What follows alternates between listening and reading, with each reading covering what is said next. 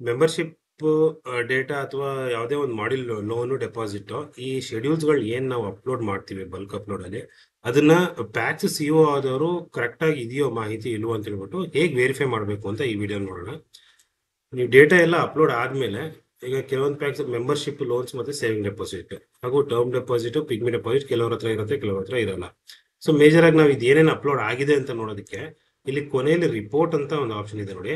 ಇದು membership loans ಹತ್ರ ಏನಿದೆ ಕೊನೆಯಲ್ಲಿ ರಿಪೋರ್ಟ್ಸ್ ಅಂತ ಇದೆ.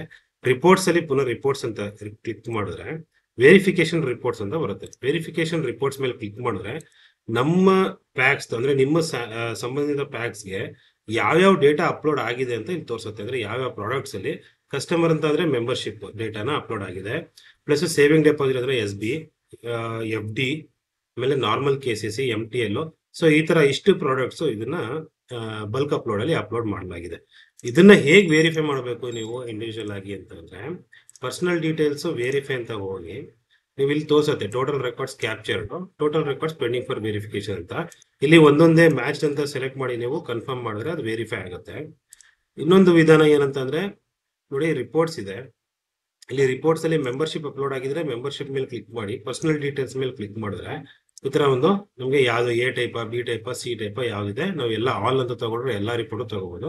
ಬರೀ ಎ ಟೈಪ್ ಮಾತ್ರ ನಾನು ನೋಡ್ಕೊಂಡು ವೆರಿಫೈ ಮಾಡ್ಕೊತೀನಿ ಅಂದ್ರೆ ವೆರಿಫೈ ಇದು ಮಾಡ್ಕೊಂಡು ಯೂಸರ್ ನೇಮ್ ಆಲ್ ಅಂತ ಸೆಲೆಕ್ಟ್ ಮಾಡ್ಕೊಳ್ಳಿ. ವ್ಯೂ PDF ಕೊಟ್ರೆ ಇಲ್ಲಿ ನಿಮ್ಮ ಸಂಘದ ಎಲ್ಲಾ ರೈತರದು ಅಂದ್ರೆ ನಿಮ್ಮ ಮೆಂಬರ್ಸ್ ಡೀಟೇಲ್ಸ್ ಈ PDF ಅಲ್ಲಿ ಬರುತ್ತೆ. ಟೋಟಲ್ ಮೆಂಬರ್ಸ್ ಎಷ್ಟು ಜನ, ಶೇರ್ ಅಮೌಂಟ್ ಎಷ್ಟು, ಅವರು ಟೋಟಲ್ ಈಕ್ವಲ್ ಓವರ್ ಟ್ಯಾಲಿ ಇದೆಯೋ ಇಲ್ವೋ ಅಂತ ಹೇಳ್ಬಿಟ್ಟು ಅವ್ರವ್ರ ಹೆಸರಿಗೆ ಅಷ್ಟೇ ಶೇರ್ ಅಮೌಂಟ್ ಕೂತಿದೆಯೋ ಇಲ್ವೋ ಅಂತ ಹೇಳ್ಬಿಟ್ಟು ಈ PDF ಅಲ್ಲಿ ನೀವು ಕ್ರಾಸ್ ಚೆಕ್ ಮಾಡ್ಕೊಂಡ್ರೆ ಟೋಟಲ್ ಎಲ್ಲ ಇದು ಪ್ರಿಂಟ್ಔಟ್ ತಗೊಂಡು ಏನೋ ಒಂದು ಹತ್ರ ಕ್ರಾಸ್ ವೆರಿಫೈ ಮಾಡ್ಕೊಂಡ್ರೆ ನೀವು ಒಟ್ಟಿಗೆನೆ ಎಷ್ಟು ಟೋಟಲ್ 2700 ಮೆಂಬರ್ಸ್ ಇದಾರೆ ಈ ಪ್ಯಾಕ್ಸ್ ಅಲ್ಲಿ. ಇಷ್ಟು ಮೆಂಬರ್ಸ್ ಡೇಟಾ ಕರೆಕ್ಟ್ ಆಗಿದೆಯಾ, ಅವ್ರ ಹೆಸರಿಗೆ ಅಷ್ಟೇ ಅಮೌಂಟ್ ಫೀಡ್ ಆಗಿದೆ ಇಲ್ವೋ ಅಂತ ಈ PDF ಮುಖಾಂತರ ನೀವು ಕನ್ಫರ್ಮ್ ಮಾಡ್ಕೊಂಡು ಎಲ್ಲ ಸರಿ ಇದೆ ಅಂತ ಅಂದ್ರೆ ಬಲ್ಕ್ ವೆರಿಫಿಕೇಶನ್ ಮಾಡಬಹುದು. ಇಲ್ಲಿ ಪರ್ಸನಲ್ ಡೀಟೇಲ್ಸ್ಗೆ ಹೋಗ್ಬಿಟ್ಟು ಅಥವಾ ಲೋನ್ ಅಪ್ಲಿಕೇಶನ್ ಹೋಗ್ಬಿಟ್ಟು ಒಂದೊಂದೇ ಸಿಂಗಲ್ ವೆರಿಫೈ ಮಾಡೋ ಬದಲು ಎಲ್ಲ ಮಾಹಿತಿ ಸರಿ ಇದೆ ಅಂತ ಅಂದ್ರೆ ಬಲ್ಕ್ ಆಗಿ ನಾವು ವೆರಿಫೈ ಮಾಡಬಹುದು. ಬಲ್ಕ್ ಆಗಿ ವೆರಿಫೈ ಮಾಡೋದಕ್ಕೆ ಇಲ್ಲಿ ನೋಡಿ ಸಪೋಸ್ ಕಸ್ಟಮರ್ ಇಲ್ಲಿ ಯುಟಿಲಿಟೀಸ್ ಅಂತ ಇದೆಯಲ್ಲ, ಈ ಯುಟಿಲಿಟೀಸ್ ಕೆಳಗಡೆ 3 ಆಪ್ಷನ್ ಇದೆ. ಒಂದು customer data, utility, visit data. ಇನ್ನೊಂದು ಇಲ್ಲಿ ಕಸ್ಟಮರ್ ಡೇಟಾ ಮೇಲೆ ಕ್ಲಿಕ್ ಮಾಡಿದ್ರೆ modify, delete, type conversion. Modify ಅಂತ ಅಂದ್ರೆ ನೀವು ಯಾವ್ದಾದ್ರು ತಪ್ಪಾಗಿದೆ ಮಾಹಿತಿ ಅದನ್ನ ಮಾಡಿಫೈ ಮಾಡ್ಕೋಬೇಕು ಅಂದ್ರೆ ಮಾಡ್ಕೋಬಹುದು. ಆ ಅಪ್ಲಿಕೇಶನ್ ನ ಡಿಲೀಟ್ ಮಾಡ್ಬೇಕು ಅಂದ್ರೆ ಡಿಲೀಟ್ ಮಾಡ್ಕೋಬಹುದು. ಟೈಪ್ ಕನ್ವರ್ಷನ್ ಸಪೋಸ್ ಬಿ ಅಂತ ಟೈಪ್ ಮಾಡ್ಬಿಟ್ಟಿದ್ರ ಬಿ ನ ಎ ಅಂತ ಕನ್ವರ್ಟ್ ಮಾಡಬೇಕು ಅಂತಂದ್ರೆ ಟೈಪ್ ಕನ್ವರ್ಷನ್ ಮೇಲೆ ಸೆಲೆಕ್ಟ್ ಮಾಡ್ಕೋಬಹುದು. ಆದ್ರೆ ನಮ್ಗೆ ಮೇಜರ್ ಆಗಿ ಏನ್ ಬೇಕು, ವೆರಿಫೈ ಹೇಗೆ ಮಾಡೋದು ಅಂತ ನೋಡೋಣ. ಇಲ್ಲಿ ವೆರಿಫೈ ಡೇಟಾ ಅಂತ ಇದೆಯಲ್ಲ, ಈ ವೆರಿಫೈ ಡೇಟಾ ಮೇಲೆ ಕ್ಲಿಕ್ ಮಾಡಿದ್ರೆ ಇಲ್ಲಿ ಯಾವ್ದಾವ್ದು ಅಪ್ಲೋಡ್ ಆಗಿದೆ. ಸೊ ನಿಮ್ದು ಜನರಲ್ ಆಗಿ ಯಾವ ಪ್ರಾಡಕ್ಟ್ಸ್ ಎಲ್ಲ ಇದೆ, ನಿಮ್ಗೆ ಯಾವ್ದು ವೆರಿಫೈ ಮಾಡಬೇಕು ಅದನ್ನ ನೀವು ಇಲ್ಲಿ ಸೆಲೆಕ್ಟ್ ಮಾಡ್ಕೋಬಹುದು. ಸಪೋಸ್ ಬರೀ ಮೆಂಬರ್ಶಿಪ್ ನಾನು ವೆರಿಫೈ ಮಾಡಬೇಕು ಅಂತಂದ್ರೆ ಕಸ್ಟಮರ್ ಅಂತ ಸೆಲೆಕ್ಟ್ ಮಾಡ್ಕೊಂಡು ಇಲ್ಲಿ ಆಲ್ ಕಸ್ಟಮರ್ಸ್ ನ ಸೆಲೆಕ್ಟ್ ಮಾಡ್ಕೊಂಡು ವ್ಯೂ ಮಾಡಿದ್ರೆ ಈ ಪ್ಯಾಕ್ಸ್ ಸಂಬಂಧಪಟ್ಟಂತ ಎಷ್ಟು ಕಸ್ಟಮರ್ಸ್ ಡೇಟಾನ ಅಪ್ಲೋಡ್ ಆಗಿದೆಯೋ ಅಷ್ಟು ಇಲ್ಲಿ ತೋರಿಸುತ್ತೆ. ಈಗ ನೋಡಿ ಇಲ್ಲಿ ನೋ ಡೇಟಾ ಅಂತ ಬಂತು. ನೋ ಡೇಟಾ ಅಂತ ಏನಕ್ಕೆ ಬಂತು ಅಂತಂದ್ರೆ ಇಲ್ಲಿ ಎಲ್ಲ ವೆರಿಫೈ ಆಗೋಗಿದೆ ಅಂತ. ಸೊ ಈ ಪ್ಯಾಕ್ಸ್ ಅಲ್ಲಿ ವೆರಿಫೈ ಆಗಿರೋದ್ರಿಂದ ನನಗೆ ಇದರಲ್ಲಿ ಡೇಟಾ ತೋರಿಸಲ್ಲ. ನಾನು ಇನ್ನೊಂದು ಯಾವ್ದಾದ್ರು ಬೇರೆ ಪ್ಯಾಕ್ಸ್ ತಗೋತೀನಿ. ಸೊ ಈಗ ನೋಡಿ ಬೇರೆ ಪ್ಯಾಕ್ಸ್ ತಗೊಂಡಿದ್ದೀನಿ. ಈ ಬೇರೆ ಪ್ಯಾಕ್ಸ್ ಅಲ್ಲಿ ನಾನು ವೆರಿಫೈ ಮಾಡಬೇಕು ಅಂತಂದ್ರೆ ಕಸ್ಟಮರ್ ಡೇಟಾ, ವೆರಿಫೈ ಡೇಟಾಗೆ ಹೋಗ್ತೀನಿ. ವೆರಿಫೈ ಡೇಟಾ ಹೋಗಿ ಕಸ್ಟಮರ್ನ ನಾನು ವೆರಿಫೈ ಮಾಡಬೇಕು, ಆಲ್ ಕಸ್ಟಮರ್ಸ್ ಅಂತ ವ್ಯೂ ಕ್ಲಿಕ್ ಮಾಡಿದ್ರೆ ಇಲ್ಲಿ ಎಲ್ಲ ಈ ಮೆಂಬರ್ಶಿಪ್ ಡೇಟಾ ವ್ಯೂ ಆಗುತ್ತೆ. ಎಷ್ಟು ಮೆಂಬರ್ಸ್ ಇದಾರೋ ಈ ಪ್ಯಾಕ್ಸ್ ಅಲ್ಲಿ ಆ ತರ ಪೇಜ್ ಟು ಪೇಜ್, ಒಂದು ಪೇಜ್ಗೆ 10 ಜನ. ಈ 10 ಜನ ನಾವು 100 ಅಂತ ಮಾಡ್ಕೋಬಹುದು. ಅಂದ್ರೆ ವೆರಿಫಿಕೇಶನ್ಗೆ ನಾವು ಟೋಟಲ್ 100 ಜನನ ನಾವು ವೆರಿಫೈ ಮಾಡ್ಬೋದು ಒಟ್ಟಿಗೆ.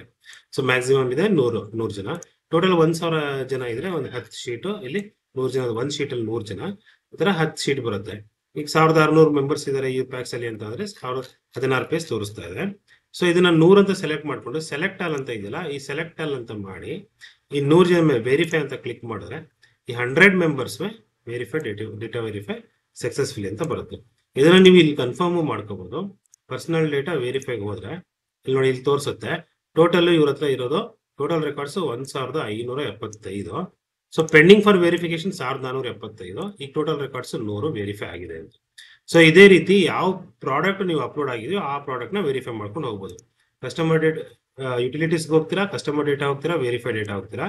ವೆರಿಫೈ ಡೇಟಾ ಹೋದ್ಮೇಲೆ ನೀವು ಯಾವ ಪ್ರಾಡಕ್ಟ್ ಬೇಕು, ಇಲ್ಲಿ ಸಪೋಸ್ ಎಸ್ ಬಿ ಬೇಕು ಅಂತಂದ್ರೆ ಎಸ್ ಬಿ ಅಂತ ಕ್ಲಿಕ್ ಮಾಡ್ಕೊಂಡು ಅದರಲ್ಲಿ ಆಲ್ ಡೆಪಾಸಿಟ್ ವ್ಯೂ ಅಂತಂದ್ರೆ ಅದು ಬರುತ್ತೆ. ಅದನ್ನ ಚೇಂಜ್ ಮಾಡ್ಕೊಂಡು ನೀವು ವೆರಿಫೈ ಮಾಡ್ಕೊಂಡು ಹೋಗ್ಬೋದು. ಯಾವುದೇ ರೀತಿ ಲೋನ್, ಯಾವ್ದೋ ಬೇರೆ ಲೋನ್ ಆದ್ರೂ ಯಾವ್ದು ಲೋನ್ ಆಗಿದೆಯಾ, ಟರ್ಮ್ FD ಆಗಿದೆಯಾ, ಎಫ್ ಡಿನ ಸೆಲೆಕ್ಟ್ ಮಾಡ್ಕೊಂಡು ಇಲ್ಲಿ ವ್ಯೂ ಕೊಟ್ರೆ ಬರುತ್ತೆ. ಸೊ ಈ ತರ ವ್ಯೂ ಆಗಿದ್ನ ಮಾಹಿತಿ ಫಸ್ಟ್ ಇದನ್ನ ವೆರಿಫೈ ಮಾಡೋಕ್ಕಿಂತ ಮುಂಚೆ ನೀವು ಪ್ರತಿಯೊಂದು PDF ಗಳನ್ನ ಡೌನ್ಲೋಡ್ ಮಾಡ್ಕೊಂಡು, ಸಪೋಸ್ ನನಗೆ ಲೋನ್ಸ್ ವೆರಿಫೈ ಮಾಡಬೇಕು ಅಂತ ಅಂದ್ರೆ ಇಲ್ಲಿ ಔಟ್ಸ್ಟ್ಯಾಂಡಿಂಗ್ ಬ್ಯಾಲೆನ್ಸ್ KCC ಮೇಲೆ ಕ್ಲಿಕ್ ಮಾಡಿದ್ರೆ ನಾನು ಯಾವ ಪ್ರಾಡಕ್ಟ್ ಬೇಕೋ ಆ ಪ್ರಾಡಕ್ಟ್ದು PDF ನ ಡೌನ್ಲೋಡ್ ವ್ಯೂ ಮಾಡ್ಕೋಬಹುದು. ಅಂದ್ರೆ ಈ ಔಟ್ಸ್ಟ್ಯಾಂಡಿಂಗ್ ಟೋಟಲ್ ಅಮೌಂಟ್ ಅಂತೂ ಟ್ಯಾಲಿ ಇದ್ದೇ ಇರುತ್ತೆ. ನಿಮ್ದು ಈಗ ಒಂದು KCC ಇದೆ ಅಂತಂದ್ರೆ ಆ ಕ್ಲೂವರ್ದು ಟೋಟಲ್ ಅಮೌಂಟ್ ಇಲ್ಲಿ ತೋರಿಸ್ತಾ ಇರುತ್ತೆ, ಅದನ್ನ ಟ್ಯಾಲಿ ಇದ್ದೇ ಇರುತ್ತೆ. ಟೋಟಲ್ ಅಮೌಂಟ್ ಇಲ್ಲಿ ತೋರಿಸುತ್ತೆ. ಈ ಟೋಟಲ್ ಅಮೌಂಟ್ ಸಿಸ್ಟಮ್ ವ್ಯಾಲಿಡೇಟೆಡ್ ಮತ್ತೆ ನಿಮ್ದು ಏನು ಔಟ್ಸ್ಟ್ಯಾಂಡಿಂಗ್ ಇದೆ ಈ ಎರಡು ಸೇಮ್ ಇರಬೇಕು. ಪ್ಲಸ್ ಇಂಡಿವಿಜುವಲ್ ಇವ್ರ ಹೆಸರಿಗೆ, ಈ ರೈತನ ಹೆಸರಿಗೆನೆ ಸಾಲ ಕೂತಿದ್ಯಾ. ಸಪೋಸ್ ಏನಾಗುತ್ತೆ, ಅಡ್ಮಿಷನ್ ನಂಬರ್ ತಪ್ಪಾಗಿ ಹಾಕ್ಬಿಟ್ರೆ, ಸಪೋಸ್ ಯಾವ್ದಾದ್ರು ಒಂದು ಅಡ್ಮಿಷನ್ ನಂಬರ್ ಮಿಸ್ ಆದ್ರೆ ಯಾವ್ದೋ ಬೇರೆ ಕಸ್ಟಮರ್ಗೆ ಯಾವ್ದು ಅಸೈನ್ ಆಗಿರುತ್ತೋ ಆ ಅಡ್ಮಿಷನ್ ನಂಬರ್ ಬೇಸ್ ಮೇಲೆ ಅದು ಸಿಸ್ಟಮ್ ಎತ್ಕೊಳುತ್ತೆ. ಸೊ ಅಂತ ತಪ್ಪಾಗೋ ಚಾನ್ಸಸ್ ಇರೋದ್ರಿಂದ ನೀವು ಇಂಡಿವಿಜುವಲ್ ಆಗಿ ಆ ರೈತನ ಹೆಸರು ಕರೆಕ್ಟ್ ಆಗಿದೆಯಾ, ಅಡ್ಮಿಷನ್ ನಂಬರ್ ಇದೆಯಾ, ಯಾವತ್ತು ಸಾಲ ಕೊಟ್ಟಿದ್ರಿ, ಆ ಸಾಲ ಅಮೌಂಟ್ ಕರೆಕ್ಟ್ ಇದೆಯಾ, ಅದನ್ನ ಈ PDF ಮುಖಾಂತರ ನೀವು ಕನ್ಫರ್ಮ್ ಮಾಡ್ಕೊಂಡು ಎಲ್ಲ ಸರಿ ಇದೆ ಅಂತಂದ್ರೆ ನೀವು ಬಲ್ಕ್ ವೆರಿಫೈ ಮಾಡಬಹುದು. ತುಂಬಾ ಈಸಿಯಾಗಿ ನೀವೆಲ್ಲ ಅಕೌಂಟ್ಸ್ ವೆರಿಫೈ ಮಾಡ್ಕೋಬಹುದು. ಇಂಡಿವಿಜುವಲ್ ವೆರಿಫೈ ಮಾಡೋದು ಸ್ವಲ್ಪ ಕಷ್ಟ ಆಗುತ್ತೆ. ಹಾಗೆ ಇದು DCT ಲೆವೆಲ್ ಅಲ್ಲಿ ಮಾಡಬೇಕಾಗಿರುವಂತ ವೆರಿಫಿಕೇಶನ್. ಇದು ವೆರಿಫೈ ಆದ ನಂತರ ನಾವು T8 ಕಲೆಕ್ಟ್ ಮಾಡಿ ಅದನ್ನ ಅಪ್ಲೋಡ್ ಮಾಡಿ ನೆಕ್ಸ್ಟ್ ಪ್ರಿಮೈಗ್ರೇಷನ್ ಪ್ರೋಸೆಸ್ ಆಗುತ್ತೆ.